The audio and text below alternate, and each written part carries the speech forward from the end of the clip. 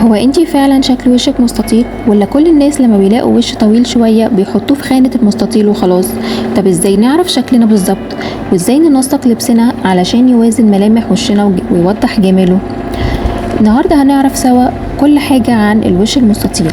خلوني افكركم في الاول ان في كورس الستايلينج اللي بدأناه مع بعض اتكلمنا في البداية عن تحديد شكل الجسم واللبس المناسب ليه، ولو لسه ما شفتيش الفيديوهات بتاعت ازاي تعرفي شكل جسمك ووشك صح فانصحك ترجعي تشوفيهم علشان تستفيدي من الكورس كله على بعضه. ودلوقتي خلينا نرجع نتكلم عن الشكل المستطيل بالتحديد. تعالي نشوف ازاي نعرف ان وشك مستطيل فعلا، وازاي تلبسي وتسرحي شعرك وتختاري اكسسواراتك بطريقة تبرز ملامحك وتخليها متوازنة وجذابة. يعني ايه شكل وش مستطيل؟ الوش المستطيل بيتميز بطول واضح في الشكل العام مع عرض متقارب ما بين الجبين والفك، والخدود بتكون اقل شوية في العرض، والدقن بيكون مستقيم او مربع شوية علشان الفك بيكون بارز قوي. يعني شكل الوش بيكون اقرب للمستطيل فعلا، بيكون اطول من انه يكون مربع او بيضاوي. ودلوقتي هنبدأ نتكلم عن كل حاجة مناسبة ليه وغير مناسبة ليه يفضل تتجنبيها. وهنبدأ مع قصات الشعر المناسبة، واللي بتكون التسريحات اللي بتزود العرض وتقلل الطول زي الكيرلي او الويفي على الجنبين، والغرة الجانبية والطبقات حوالين الوجه. وتجنبي الشعر المفرود الطويل جدا او الفرق اللي معمول بالنص من النص بالظبط، او اي قصة بتزود الطول. ولفات الحجاب المناسبة، اختاري اللفات اللي بتقلل الطول وتزود العرض شوية، والطرحة المنسدلة على الجنبين، واللفات اللي فيها طبقات حوالين الجبهة. وكمان استخدمي بندانة مبطنة لو حبيتي توازني الطول اكتر. وتجنبي الرباطات اللي بترفع الطرحة لفوق او لورا، وانك تشدي الحجاب بشكل كامل على الوش. والمكياج الانسب ليه انك تستعملي تكنيك الكونتور لتقليل الطول، وبحيث تظللي الجبهة والدقن، وتحطي كمان البلاشر يكون بشكل افقي على الخدود. والحواجب تخليها ناعمة وانسيابية مش عالية او حادة. وتجنبي انك تركزي على الحواجب او الكونتور العمودي اللي بيزود الطول اكتر.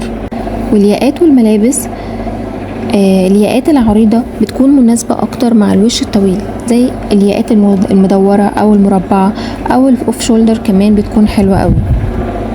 وتجنبي الياقات الفي العميقة او الياقات اللي بتطول الرقبة اكتر وبتكون مفتوحة. والاكسسوارات، اختاري حلقان متوسطة او عريضة، والحلقان الدائرية، والحلقان اللي بتكون عريضة كأنها بتفرد الوجه. والسلاسل، اختاري سلاسل قصيرة او متوسطة الطول، والسلاسل اللي بيكون فيها تصميم عريض او دائري قريب من الرقبة، او ممكن الواي شيب لكن تكون قصيرة وبعرض مناسب. وتجنبي الحلقان الطويلة الرفيعة جدا، او السلاسل الطويلة جدا، او النحيفة العمودية اللي بتشد العين لتحت.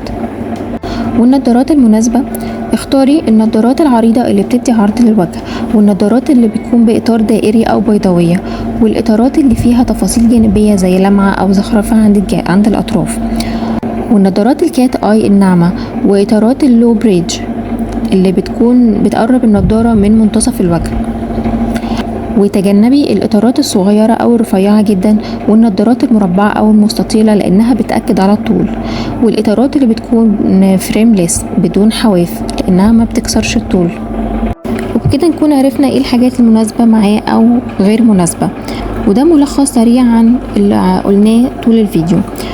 وحابة اقول لكم على حاجة، ان الفكرة مش اننا نغير شكل وشنا، لكن الفكرة اننا نلبس ونبرز جمال شكل وشنا بطريقة صحيحة. الوش المستطيل أنيق جدا ومميز جدا في الصور، بس محتاج شوية توازن وشوية وعي بالاختيارات. لو اكتشفتي ان وشك مستطيل يبقى انت عندك ملامح قوية وواضحة، وكل اللي محتاجاه تظهري جمالها بشكل صحيح. جربي النصايح دي وقولولي في الكومنتات انهي نقطة فرقت معاكي اكتر. واستنوني في الفيديو الجاي واللي هيكون عن الوش المربع. وباي باي مبدعين، واشوفكم على خير ان شاء الله، ونكمل حكايتنا في الفيديو الجاي.